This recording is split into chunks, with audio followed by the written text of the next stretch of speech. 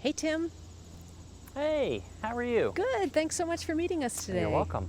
Where are we? We're in a courtyard adjacent to the Duke Chapel, and we have a memorial here that is a memorial to all the the Duke graduates who perished in our country's many conflicts, and so it's a really special place for me. I love that.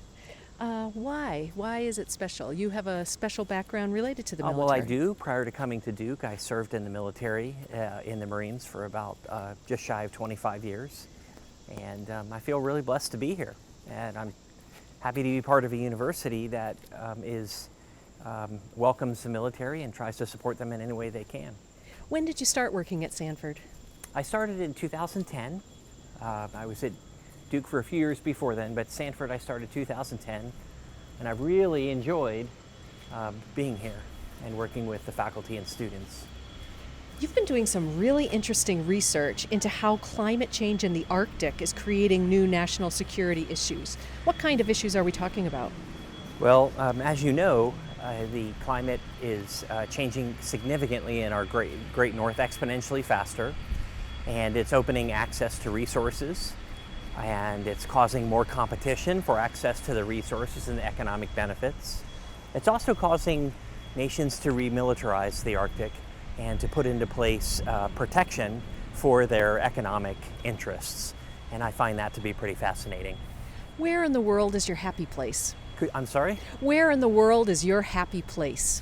My happy place is on my jet ski on the Intercoastal Waterway.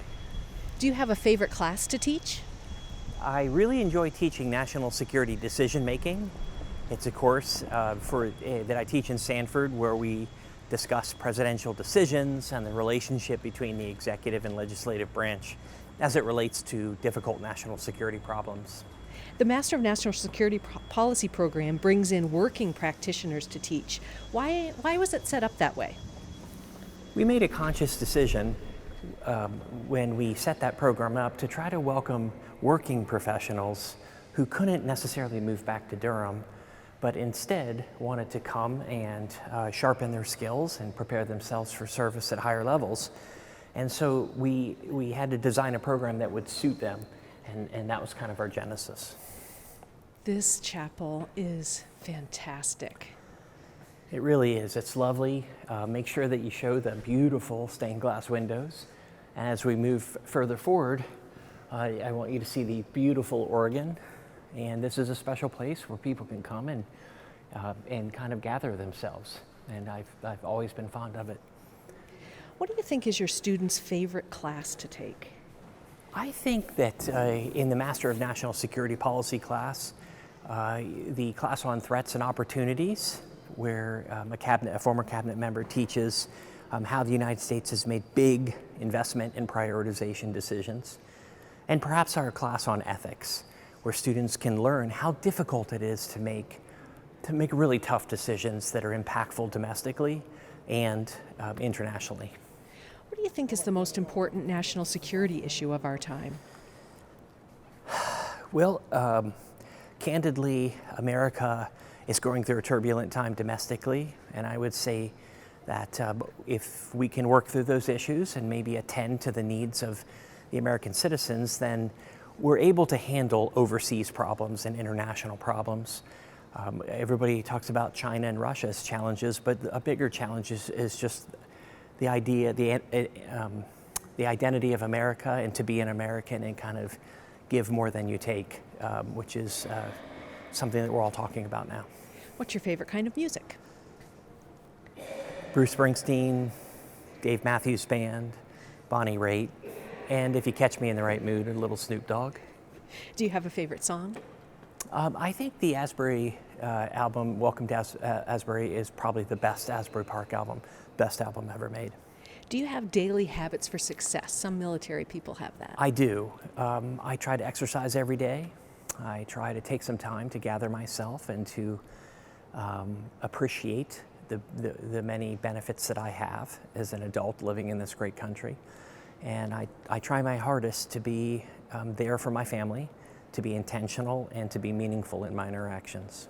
Do you like to cook? And if so, what do you make? I do. My wife and I share cooking responsibilities. I'm an avid crock potter, and I also love to grill. Where's your favorite place to eat on campus? I would say the Faculty Commons in Broadhead is probably my favorite place to eat on campus. What do you like to do for fun? I love the beach, I love the water, I love jet skiing, I like to be outside. What's the best advice someone gave you or you've given? I think the best advice someone ever gave me is to be as meaningful as I can in my relationships, and to be kind, and to try to help other people, and that there's a huge amount of personal benefit from trying to live like that. I'm not perfect, I make a lot of mistakes, but it was the best advice. What's something you learned in military service that's helped you in your daily life? Discipline, a can-do attitude, resilience, the ability to fail and then to pick myself up and try even harder to succeed. Why is public policy important? This is the very last question.